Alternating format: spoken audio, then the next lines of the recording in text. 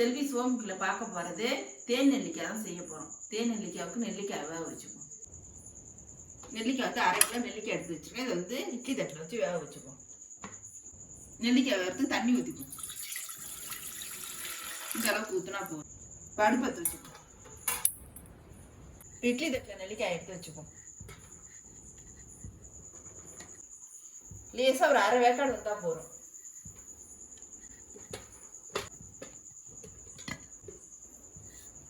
மூடி வச்சுப்போம். அப்படியே வேகட்டும். எவ்வளோ நேரம் வேகணும்? சும்மா 10 நிமிஷம் வந்தால் போகிறோம். நெல்லிக்காய் 3/4 வேக்காடு வெந்துருச்சான்னு பார்த்துப்போம். நெல்லிக்காய் இந்த அளவுக்கு வெந்துருக்கு 3/4 வேக்காடு. இப்போ வந்து இறக்கிப்போம். தட்டில் எடுத்து போட்டுப்போம்.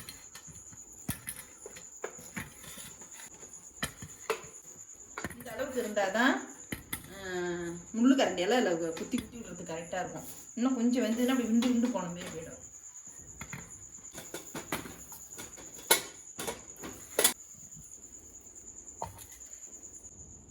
இந்தமாரி முள்ளு கரண்டியில் குத்தி விட்டுருணும் லேசாக.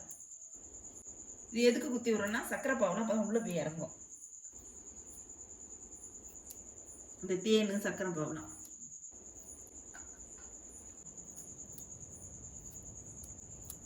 எல்லாத்தையும் பண்ணிட்டு காமிக்கிறேன்.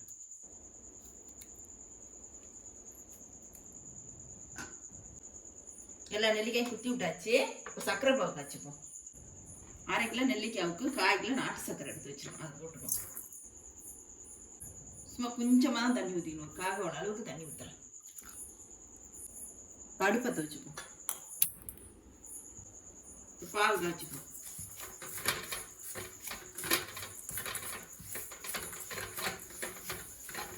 ரொம்ப தண்ணி ஊற்றக்கூடாது. இந்த அளவுக்கு தண்ணி ஊற்றினா போதும்.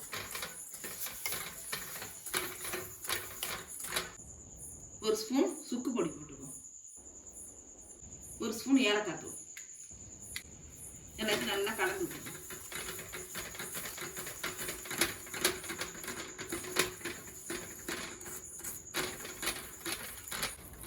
இந்த வெல்லம் நல்லா கரைஞ்ச உடனே நெல்லிக்காயை போட்டுடணும்.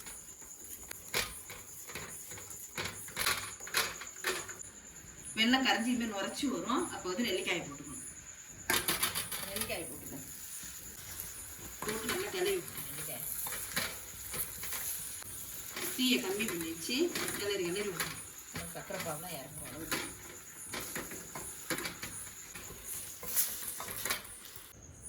இப்போ வந்து நல்லா இந்த சர்க்கரை பாவெலாம் அந்த நெல்லிக்காயோட போனோடனே இப்போ இறக்கி வச்சு கொஞ்சம் நாள் சென்று ஆற விட்டு தேன் ஊற்றணும்.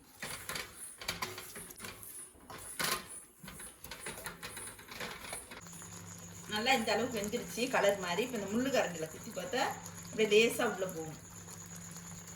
இப்படி லேசாக உள்ளே போகும். அப்போ வந்து இறக்கி வச்சுக்கணும். இறக்கி வச்சு ஆறினோடனே தேன் ஊற்றிக்கணும். இப்போ வந்து இறக்கி வச்சிடும். நல்லா கலர் மாதிரி வந்துருச்சு. இதுதான் கரெக்டான பதம். இப்படி இறக்கி வச்சு ஆறட்டும். ஆறினோடனே தேன் ஊற்றிக்கும்.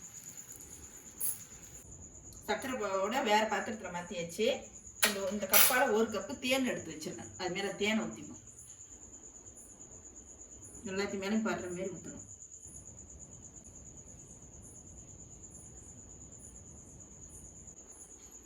சூப்பரான தேன் நெல்லி ரெடி ஆயிடுச்சு. இந்த வீடியோ பிடிச்சிருந்தா லைக் பண்ணுங்கள், ஷேர் பண்ணுங்கள், சப்ஸ்கிரைப் பண்ணுங்கள், கமெண்ட் பண்ணுங்கள். நன்றி, வணக்கம். நீங்கள் செஞ்சு பாருங்கள்.